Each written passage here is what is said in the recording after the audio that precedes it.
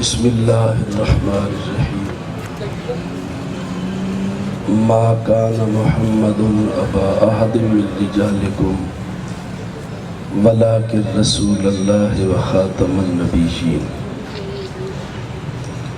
قال رسول اللہ صلی اللہ علیہ وسلم انا سید ولد آدم ولا فخر قال رسول اللہ صلی اللہ علیہ وسلم لواء الحمد بیدی یوم القیامہ آدم ومن دونہ تحت لوائی یوم القیامہ قال رسول اللہ صلی اللہ علیہ وسلم انا خطیب الانبیاء قال رسول اللہ صلی اللہ علیہ وسلم انا قائد الانبیاء قال رسول اللہ صلی اللہ تعالی علیہ وسلم انا و ابو بکر و عمر خلقنا من تربت واحدہ قال رسول اللہ صلی اللہ علیہ وسلم انا اول من ينشق عنه القبر قال النبی صلی اللہ علیہ وسلم من زار قبری وجبت له شفاعتی قال رسول اللہ صلی اللہ علیہ وسلم من صلی علی عند قبری سمیتہ ومن صلی علی نائیا ابلغتہ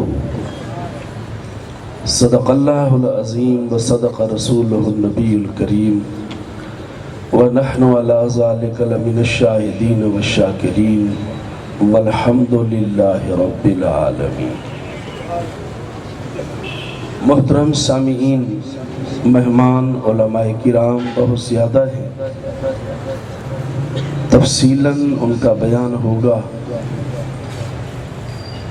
مختصر سی گزارشات ختم نبوت کے موضوع پر آپ کے سامنے رکھتا ہوں۔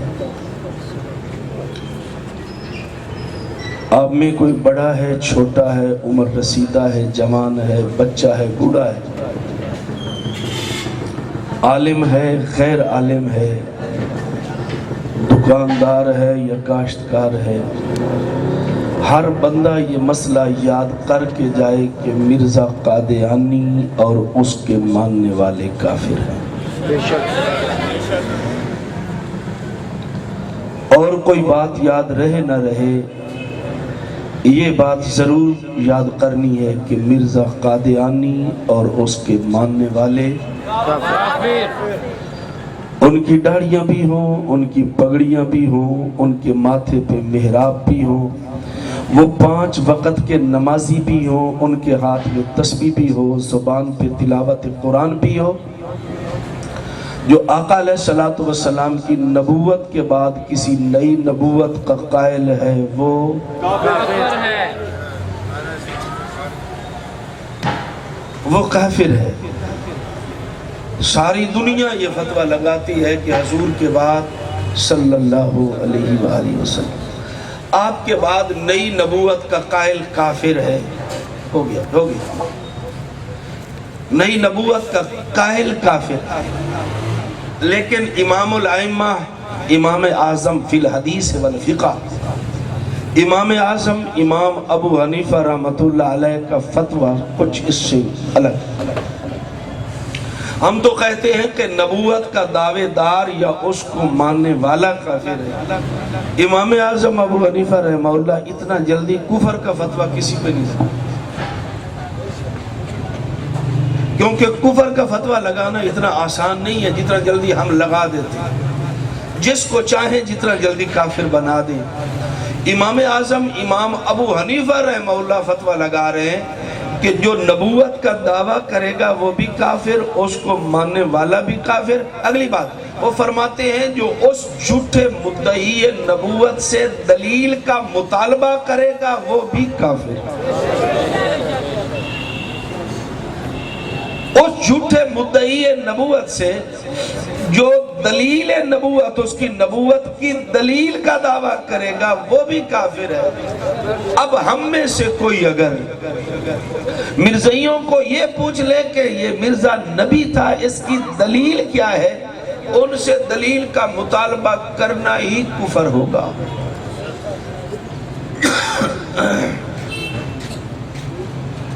پر ملک پاکستان میں اس موضوع پر گفتگو ہوئی، میں عرض کرتا ہوں جو کچھ نبی پاک صلی اللہ علیہ وسلم نے فرمایا ہمارا اس پر یقین۔ میں نے ایک دو حدیث خطبے کے اندر پڑھ دی۔ حضور نے فرمایا انا سید ولد آدم، میں ساری انسانیت کا سردار ہوں۔ مانا آپ نے حضور علیہ السلام نے فرمایا جب سارے چپ ہو جائیں گے انا خطیب الانبیاء، نبیوں میں بولنے والا میں اکیلا رہے۔ مانتے ہو؟ حضور کریم علیہ السلام نے فرمایا سب سے پہلے شفاعت کا حق مجھے دیا جائے گا اور میری ہی شفاعت کو قبول کیا جائے گا۔ مانتے ہو؟ حضور کریم علیہ السلام نے فرمایا لوائے حمد میرے ہاتھ میں ہوگا، آدم سے عیسیٰ تک سارے نبی میرے جھنڈے کے نیچے ہوں۔ مانتے ہو؟ حضور علیہ السلام نے فرمایا میرا روضہ جنت ہے۔ مانتے ہو؟ حضور نے فرمایا انبیاء اپنی قبروں میں زندہ ہوتے ہیں۔ مانتے ہو؟ حضور نے فرمایا میں روضے پر جو درود پڑھے گا سنوں گا، جو دور سے پڑھیں گے فرشتے پہنچائیں گے۔ مانتے ہو؟ آقا علیہ السلام نے فرمایا من زار قبری وجبت لہو شفاعتی، جو میری قبر کی زیارت کرے میں محمد پر اس کی شفاعت واجب۔ مانتے ہو؟ حضور علیہ السلام اللہ اللہ اللہ اپنا مقام اور اپنا مرتبہ، حضور فرماتے ہیں مقام محمود پر مجھے بٹھایا جائے گا، امتی مانتے امتی۔ اب آقا علیہ السلام نے جو فرمایا امت مانتی جا رہی ہے۔ ہم مرزائیوں کو کہتے ہیں جو مرزے نے لکھا ہے تم بھی مانو۔ ٹھیک ہے بھائی، صاحب سی بات، جو مرزے نے کہا ہے تم بھی مانو۔ در سمین کے اندر کہتا ہے جی حامد صاحب گرہ میں خاکی ہوں میرے پیارے، نہ آدم زاد ہوں۔ مرزا کہتا ہے میں بندے دا پتر ہی نہیں۔ جب بندے دا نہیں تھا کیڑی شاید آئے ہو مسعود صاحب دوسرے۔ اچھا گرہ میں خاکی ہوں میرے پیارے، نہ آدم زاد ہوں بشر کی جائے نفرت اور انسانوں کی آر۔ کہتا ہوں بشر، یہ مرزے کا اپنا شعر ہے، ہوں بشر کی جائے نفرت۔ ہم تو نہیں بتا سکتے کہ مرزے نے جس چیز کے متعلق کہا کہ یہ بشر کی جائے نفرت وہ میں ہوں۔ البتہ مرزائیوں سے سوال ہے کہ اس مقام پہ ہاتھ لگا کے دکھا دیں کہ مرزا یہ ہے۔ ایک پہیلی ہے نا جی، ایک پہیلی ہے نا، ایک بچھارتی ہے نا۔ مرزے نے مرزائیوں پر ایک پہیلی ڈالی ہے کہ ہوں بشر کی جائے نفرت اور انسانوں کی آر۔ ہمیں تو مرزے کا شعر سمجھ نہیں آیا کہ بشر کی جائے نفرت کون سی ہوتی ہے، اور کس مقام کو اپنے سے تشبیہ دے رہا ہے کہ میں وہ ہوں۔ ہم مرزائیوں سے کہتے ہیں کہ ذرا بہادری کرو، میدان کے اندر آؤ اور اس مقام پہ ہاتھ لگا کے بتا دو کہ مرزا یہ تھا۔ ٹھیک ہے بات بھائی؟ او بولو سارے بے شک۔ مرزا کہتا ہے بشر کی جائے نفرت اور انسانوں کی یار وہ کیا ہوتی ہے، ہمیں تو کچھ پتہ نہیں۔ تو میں نے عرض کیا ہم نے اپنے نبی کی بات کو مانا اور تم اپنے نبی کی بات کو مانو۔ اور جب یہ مرزائیوں کے سامنے شعر پیش کیا جاتا ہے بلوچ صاحب تو آگے سے یہ کہہ دیتے ہیں انہوں نے یہ عاجزی کی ہے۔ نہیں، عاجزی کے اندر یہ تو بندہ کہہ سکتا ہے میں گناہگار ہوں، میں سیاہکار ہوں، میں بدکار ہوں، میں کمزور ہوں، ایسے الفاظ تو کہہ سکتا ہے، لیکن کبھی دعا کے اندر عاجزی کرنے والے نے کبھی یہ کہا اللہ میں کتی دا پتر نہیں۔ نہیں، عاجزی اس طرح کی، عاجزی یہ تو کہا میں کمزور ہوں، ناتواں ہوں، ضعف ہے، کمزوری ہے، اعمال میں کمزور ہوں، یہ تو عاجزی کے سارے الفاظ ہیں۔ لیکن اپنے آپ کو کوئی کہے کہ میں کتی دا پتر ہوں عاجزی کے اندر، مرزا قادیانی اپنی یہ عاجزی نہیں ہے، کبھی کبھی شیطان کی زبان سے بھی سچ نکل جاتا ہے۔ ایک جگہ پر علماء کرام اسی موضوع پر بیان کر رہے تھے، مرزا نے یہ جھوٹ کہا، یہ جھوٹ کہا، یہ جھوٹ کہا، یہ جھوٹ کہا۔ تو میں آیا، میں نے کہا یار سارے جھوٹ کبھی کوئی اس کا سچ بھی بیان کر دو۔ تو مجھے کہنے لگے آپ خود ہی بیان کر دیں، تو میں نے یہی شعر پڑھ دیا کہ مرزا قادیانی نے یہ بات بالکل حقیقتاً صحیح کہی ہے کہ وہ انسان نہیں ہے۔ میرے خیال میں پاگل سے پاگل بندے نے بھی کائنات میں کبھی یہ بات نہیں کی ہوگی کہ اللہ رب العزت نے قوت رجولیت کا اظہار مجھ سے کیا، یعنی اللہ نے وہ مجھ سے کام کیا ہے جو خامد بیوی سے کرتا ہے۔ مرزا اپنی خطاب میں لکھ رہا ہے کہ اللہ نے میرے ساتھ وہی کیا جو خامد بیوی کے ساتھ کرتا ہے، پھر کہتا ہے مجھے حمل ہو گیا، پھر اس سے جو بچہ پیدا ہوا وہ میں آپ تھا۔ یہ دیکھو، یہ عقل دیکھو کہ اللہ تعالیٰ نے قوت رجولیت کا اظہار مجھ سے کیا ہے، پتہ نہیں کون کر گیا اتنا خدا دا جا کیتا خدا دے، اللہ دا نام دا نہ کر، خدا کا نام تو نہ کرو خدا۔ مرزا قادیانی، علماء نے لکھا ہے، علماء بلکہ حدیث موجود ہے، ترجمان و سنہ کے اندر مولانا بدر عالم میرٹھی رحمہ اللہ مرفوع حدیث نقل فرماتے ہیں کہ نبی جو ہوتا ہے اس کو احتلام نہیں ہوتا، یعنی جب سو جائے تو سونے کی حالت کے اندر شیطانی اثرات سے احتلام ہو جائے، غسل واجب ہو جائے، یہ کیفیت نبی پر نہیں ہے، نبی پر نہیں ہے۔ اور نبی پاک صلی اللہ علیہ وسلم اپنی زوجہ پاک کے سامنے یہ بات کر رہے ہیں، مشکات جلد اول باب الطہارت، حضور کریم علیہ السلام نے فرمایا یہ معاملہ جس طرح مردوں کو پیش آتا ہے عورتوں کو بھی پیش آتا ہے۔ حضور علیہ السلام کی بیوی انکار کر رہا، اب تحتلم المرأة، کیا عورت کو بھی احتلام ہوتا ہے؟ حضور نے فرمایا ہوتا ہے، انکار کر رہی ہیں۔ انکار کیوں کر رہی ہیں؟ نبی کی بیوی ہے، اور جس طرح نبی کے پاس شیطان نہیں جاتا، نبی کی بیوی کے پاس نہیں جاتا۔ سبحان اللہ۔ اگر ان کے ساتھ کبھی ایسا واقعہ پیش آیا ہوتا تو وہ اقرار کرتی۔ معلوم ہوتا ہے جس طرح رب تعالیٰ نے نبوت کو شیطان سے محفوظ رکھا ہوا ہے، نبوت کی ازواج کو بھی محفوظ رکھا ہوا ہے، اسی لیے تو انکار کر رہی ہے، اسی واسطے تو انکار کر رہی ہے کہ ایسی صورت عورتوں کو پیش آ سکتی ہے یا نہیں۔ اللہ سیرت مادی کے اندر مرزے کا اپنا بیٹا کہہ رہا ہے کہ میرے باپ کو احتلام ہو جاتا ہے، اور پھر کہتا ہے کہ مجھے شک پڑتا ہے نبی کو تو احتلام ہوتا نہیں ہے، میرے ابے کو کیوں ہو جاتا ہے، میرے باپ کو کیوں ہو جاتا ہے۔ دوستو بات مضحکے والی بھی ہے، حیران کن بھی ہے، اور مرزا تو جیسا بھی تھا، پاگل تھا یا جیسا بھی تھا، اس کے ماننے والوں پر حیرانگی ہوتی ہے کہ مرزا کی نبوت قرآن سے ثابت کرنا۔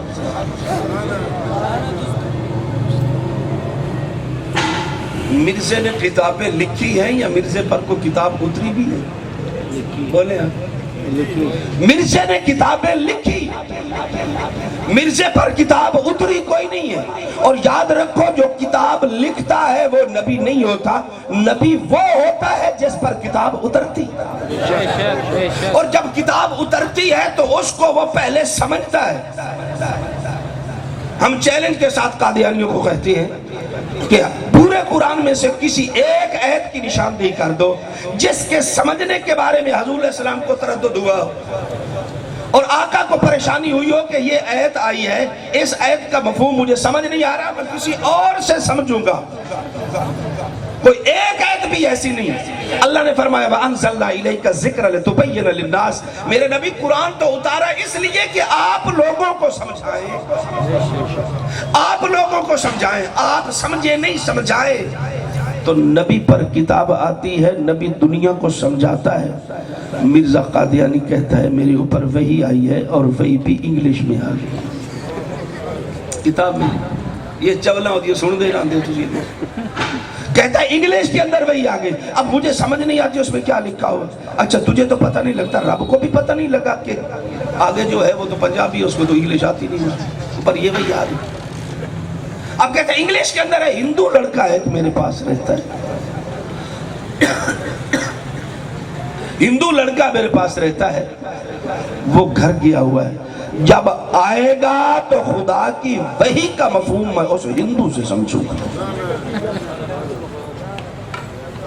جو ہندو سے سمجھے گا وہ نبی، اللہ پاک نے نبی پاک علیہ السلام کے بارے میں فرمایا سَنُقْرِئُكَ فَلَا تَنْسَىٰ، میرے حبیب میں آپ کو پڑھاؤں گا پھر آپ کبھی بھولیں گے۔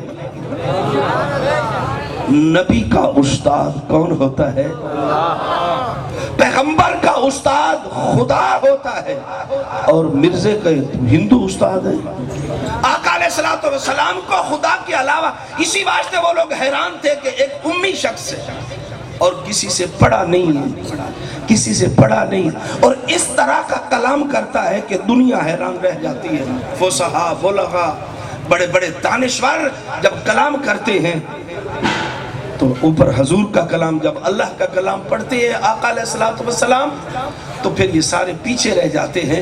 تو حضور صلی اللہ علیہ وسلم کا ایسا کلام کرنا وہ خدا کی طرف سے وحی اور رسالت کی دلیل ہے کہ نبی جو ایسا کلام کر رہا ہے تو یہ اللہ ہی پڑھا رہا ہے۔ اور مرزا ہندوؤں سے پڑھتا رہا، مرزا غیر مسلموں سے پڑھتا رہا، جو غیر مسلموں سے پڑھتا رہا وہ نبی۔ اچھا، آقا علیہ السلام کی اقتداء میں انبیاء نے نماز پڑھی معراج کی رات بھائی؟ سارے بولو پڑھی۔ تو میں عرض کرتا ہوں جو وہاں تھے وہی نبی تھے، جو وہاں تھے حضور علیہ السلام کی اقتداء میں تھے، جو مسجد اقصی میں تھے وہی نبی تھے، جو وہاں نہیں تھا وہ نبی، جو وہاں نہیں تھا وہ نبی نہیں ہے۔ تو آدم سے عیسیٰ تک سارے وہاں موجود تھے۔ قادیانی بھی تھا، قادیانی بھی تھا، جب قادیانی نہیں تھا تو نبی بھی نہیں۔ کبھی کہتا ہے نبی ہوں، اس کے دعوی بھی عجیب و غریب ہے، کبھی کہتا ہے نبی ہوں، کبھی کہتا ہے عیسیٰ ہوں، کبھی کہتا ہے مسیح ہوں، کبھی کہتا ہے عیسیٰ ہوں، اور کبھی کہتا ہے عیسیٰ جیسا ہوں، اور کبھی کہتا ہے مہدی ہوں، کبھی کہتا ہے مہدی ہوں، اور کبھی کہتا ہے میں کرم خاکی ہوں، اور کبھی کہتا ہے بشر کی جائے نفرت ہوں۔ کوئی دعویٰ ایک ہو تو انسان اس پر غور کرے، کوئی ایک دعویٰ ہو تو انسان اس پر غور کرے۔ یاد رکھو اللہ رب العزت نے جہاں نبوت کو میرے آقا پر ختم کر دیا ہے، رب تعالیٰ نے دنیا کے اندر جو بھی کمال تھا ہر کمال میرے نبی پر ختم کر دیا۔ اگر کہیں سخاوت تھی تو سخاوت کا اینڈ میرے نبی پر ہوا، کہیں حسن تھا تو حسن کی اخیر میرے نبی پر ہوگی، اور اگر بہادری تھی تو بہادری کا اخیر میرے نبی پر ہو گیا۔ جتنے اوصاف دنیا کے اندر تھے وہ سارے اوصاف اللہ نے جمع کر کے جناب محمد مصطفیٰ کی تخلیق فرما دی۔ قیامت کے دن ہمارے نبی ہماری شفاعت کریں۔ آقا علیہ السلام نے فرمایا میں اللہ کے دربار میں سجدے میں گر جاؤں گا، سجدے میں، اور اللہ حکم فرمائیں گے ارفع اشفع تشفع، سر اٹھائیے اور شفاعت کیجئے، آپ کی شفاعت کو قبول کیا جائے گا۔ حضور علیہ السلام فرماتے ہیں میں سر اٹھاؤں گا اور میں امت کے لیے شفاعت کروں گا۔ حضور شفاعت کریں گے، اللہ بخشش فرمائے۔ ہماری شفاعت کون کرے گا بھائی؟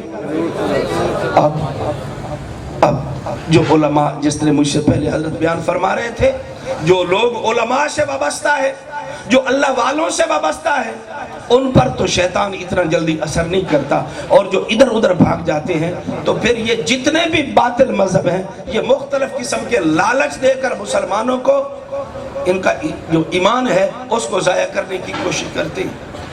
تو کوئی شخص باہر جانے کے چکر میں اگر مرزائی ہو گیا تو دولت تو مل جائے گی میرے ویر، قیامت والے دن حضرت محمد پاک نہیں ملیں گے۔ دولت اور دنیا تو مل جائے گی مرزائیوں کے پاس جانے سے، حضور کی شفاعت نہیں ملے گی۔